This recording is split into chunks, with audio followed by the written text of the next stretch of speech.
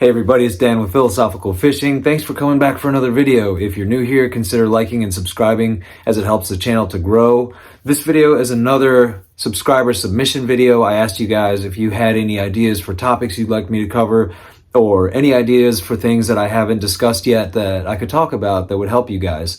And so I wanted to pull another one out. And today's comes from, I hope I'm pronouncing this right, Badresh 1135, and I'll put it up here. Social relationships. So I assume this to mean problems with social relationships or difficulties or struggles with social relationships in benzo withdrawal. Social relationships, even with your spouse and family members, as this is not even understood by doctors. And that's absolutely true. I mean, the medical community is the one that pretty much did this to us, and they definitely do not understand.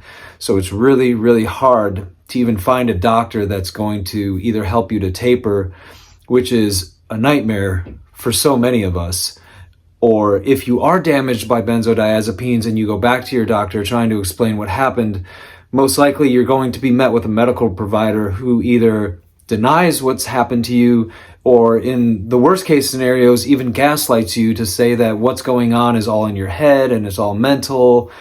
And that's what I was thinking about when I read this comment from Badresh, is that we have an invisible illness that you can't see.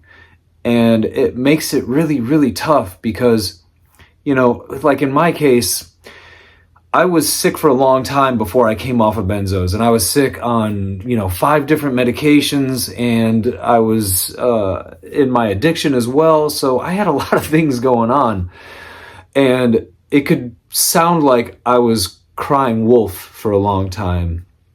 So that when I did come off of everything and I was so damaged by benzos and I had all these problems, these physical and mental problems, I think it was hard for a lot of people maybe to understand what I was going through and to see me as somebody who was just, how could a medication do that to you? How could a medication give you this huge distended belly where you can't eat, or you have no energy, or you have this constant restless akathisia going on? Like, how does that happen? We're just not to a place in the world yet where people are educated and understand that these drugs, even antidepressants can do this to people. But especially benzodiazepines, people just don't know yet. There's not enough education, there's not enough awareness out there so that people know, so that it's common knowledge that these drugs do this to us. So it makes it difficult. It makes it difficult with personal relationships.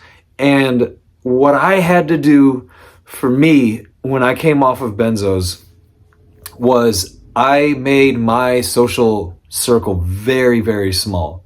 I narrowed it down to the lowest common denominator in terms of the amount of people that I was willing to spend my time with and share my life with. I had to do that to protect myself. So I had to cut out negative people. I could not be around negativity because I was especially susceptible. And maybe you can identify with this. I was very sensitive to people's energies and how they showed up in the world, the things that they talked about, the conversations that they were willing to have, their viewpoints on life. I could not be around overly negative people because that energy was scary to me and it would rub off on me and I just couldn't deal with it. So a lot of times if there was somebody who, wanted to talk to me about, the turbulent political climate here in the United States, I just said, no, I'm not willing to go there. I'm not having that conversation with you. That's just, take it somewhere else. Bye, not doing it. I could not subject myself to any more stress to my nervous system. And talking with somebody who's crazy about politics is not something that I was willing to do. I wasn't willing to have that person in my immediate presence because I could not deal with it. I couldn't. I was in like survival mode. And that might be the same thing for you. you're in survival mode. It really is a matter of life and death for a lot of us, that we have to learn how to go through life now and protect ourselves. So people with negative energy, bye, not doing it. Luckily, for me, I have a very awesome wife and a very supportive family. And at the time, it was just my wife, me, and my 4-year-old daughter. And the three of us were very close. And spending time with them was awesome. And I was so grateful to be able to do that and have that support at home. I know that's not the case for everybody. I know not everybody has that. Luckily, I did, and I'm very, very thankful for that. If you have a spouse at home who may not understand, I can't imagine that most people can truly understand what it's like for us without having gone through it. But at least if you have somebody at home who is willing to support you emotionally, maybe even financially, that's amazing. That is something to be so grateful for. If you don't have that at home, maybe it's just you, maybe you're single, maybe you're a caregiver for somebody else. Oh my God. The situations that so many of us are in going through benzo withdrawal, some things are just so hard and horrendous. I get it. But no matter what your situation is, trying to surround yourself with somebody at least who is compassionate towards you, who is caring, and who's willing to just listen to you when you need to vent or you need to talk to somebody, that can be really, really, really helpful. If you can at least find one, maybe two people in your inner circle. And the other people that are in your life that, I had friends that just, I had to distance myself from, because I only had so much mental real estate. And if you're in the early stages, you've only got so much mental real estate to go around. And, somebody who's going to take up that real estate with their toxic negativity problems, and they want to put that stuff on you. No, bye. Nope. There's got to be boundaries. There has to be healthy boundaries. You have to protect yourself from people who are going to try to unload their negativity on you, or if they're always bringing that into your presence. Sorry, I cannot do that, and I will not do that. And, I stayed away from all the negativity in the groups and online, from people who, were just complaining and only focusing on the negative symptoms. It's like, okay, I get it. Like, we all have crap going on in our lives, and we all have these terrible, in some cases, highly debilitating symptoms. Yes, that's true. I'm not going to deny that.